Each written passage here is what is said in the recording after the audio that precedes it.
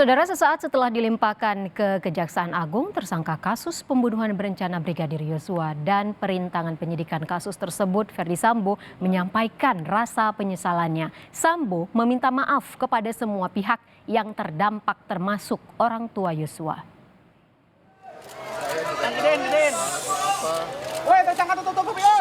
Sambo ngomong.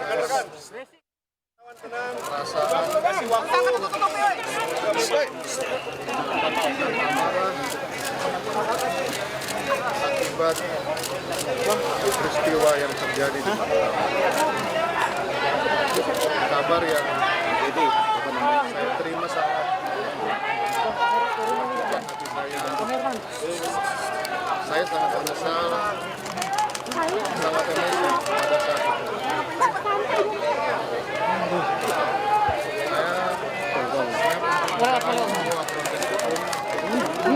Istri saya mundur. Tidak melakukan apa-apa, justru menjadi korban. Saya menyampaikan permohonan maaf kepada pihak-pihak yang sudah terdampak atas perbuatan saya.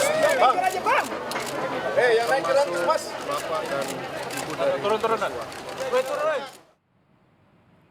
Sebelumnya, para tersangka pembunuhan Yosua menjalani pemeriksaan di Kejaksaan Agung. Dalam foto yang kami dapatkan dari Puspenkum Kejagung, terlihat Ferdy Sambo diperiksa tim jaksa ditemani pengacaranya. Tak hanya Sambo, namun istrinya Putri Chandrawati juga turut diperiksa. Lalu ada juga Kuat Ma'ruf, Ricky Rizal, dan Eliezer.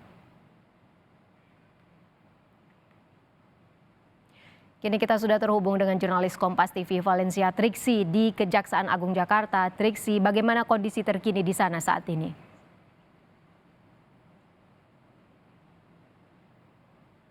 Ya, Ivo, kalau saat ini memang sudah tidak ada lagi kegiatan yang dilakukan ataupun yang akan disampaikan dari pihak Kejaksaan Agung.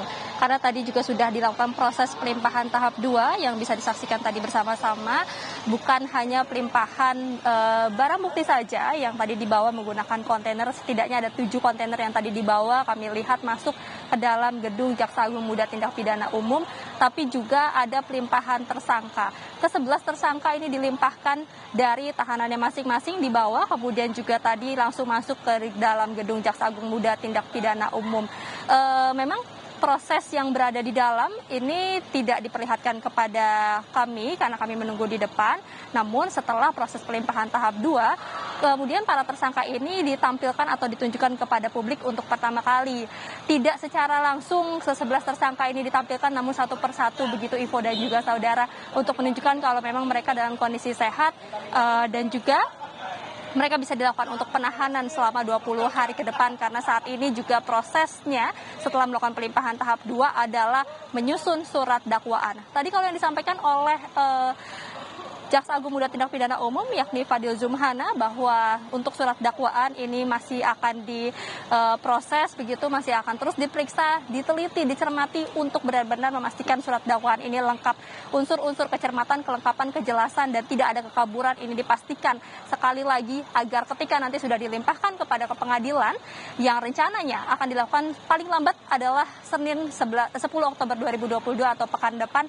Kemudian barulah nanti akan diperiksa kembali oleh Pengadilan Jakarta Selatan, baru ditentukan tanggal kapan persidangan dari para tersangka ini. Kita tahu untuk surat dakwaan terhadap Ferdy Sambo ini dijadikan satu dari 2 perkara, yakni tindak pidana pembunuhan berencana Brigadir Yosua dan juga tindak pidana perintangan penyidikan. Nanti untuk surat dakwaan yang lain tidak akan digabungkan karena memang hanya melakukan satu saja tindak pidana. Jadi nanti akan ada 11 persidangan yang akan berlangsung, Ivo dan juga saudara. Namun tentu untuk tanggal pastinya kita harus menunggu dari pihak Pengadilan Negeri Jakarta Selatan begitu. Lalu kemudian juga tadi usai dari proses pelimpahan tahap 2 dan juga sudah menunjukkan atau memperlihatkan para tersangka, tadi ada dari kuasa hukum Ferdy Sambo dan juga Putri Chandrawati yang menyampaikan sedikit keterangan begitu. Menyampaikan tadi apa yang juga sudah disampaikan oleh Ferdy Sambo dan juga tadi dari Febri Diansyah selaku kuasa hukum Putri Chandrawati dan juga Ferdy Sambo menyampaikan kalau saat ini timnya sedang berfokus atau akan berfokus untuk melihat berkas-berkas dan detail bukti yang sudah diterima, karena mereka juga harus mempersiapkan persidangan yang sedikit lagi akan digelar begitu dan bisa dilihat atau disaksikan secara langsung oleh publik. Nah, ini yang diharapkan juga dari tim kuasa hukum, karena tadi kuasa hukum menyampaikan bahwa diharapkan majelis hakim ini nanti dapat memproses sesuai dakwaan yang berlaku, kemudian memproses setiap pembuktian secara transparan di pengadilan, siapa yang bersalah, siapa yang berperan, siapa yang tidak berperan dan tidak bersalah. Itu yang tadi ditekankan oleh kuasa hukum Febri Diansyah. Dan diharapkan juga nanti keputusannya ini adalah adil bagi semua pihak. Ini juga yang tadi disampaikan oleh Fadil Zumhana, yakni Jaksa Agung Muda Tindak Pidana Umum. Kalau dari jaksa penuntut umum dipastikan tidak ada intervensi, mereka bekerja dengan integritas, tidak akan ada pihak-pihak lain yang kemudian mengintervensi, begitu maksud kami. Dipastikan juga nanti ketika sudah masuk ke pengadilan, ini juga harus dikawal terus dari majelis hakim bagaimana nanti kemudian pengadilan berjalan, karena semuanya akan kembali lagi kepada keputusan dari majelis hakim. Tapi tentu saat ini yang masih dilakukan prosesnya adalah memperlengkap atau memperjelas surat dakwaan agar ini yang menjadi senjata bagi mereka jaksa penuntut umum ke tahap 2, ke tahap pengadilan atau ke babak baru, ini bisa dibuktikan secara jelas apa yang menjadi bukti-bukti dari setiap tersangka, kemudian peran-peran dari setiap tersangka, unsur-unsur dari keterangan saksi, keterangan ahli, setiap kronologi ini yang nantinya akan dibuktikan secara jelas dan juga transparan di meja pengadilan, Ivo dan juga saudara. Jadi saat ini kita nantikan bagaimana kemudian minggu depan diserahkan berkas perkara tersangka dan juga barang bukti kepada pengadilan, dan baru dari pengadilan akan menentukan kapan jadwal dari persidangan para tersangka tersebut. Ivo melaporkan langsung dari Kejaksaan Agung Jakarta.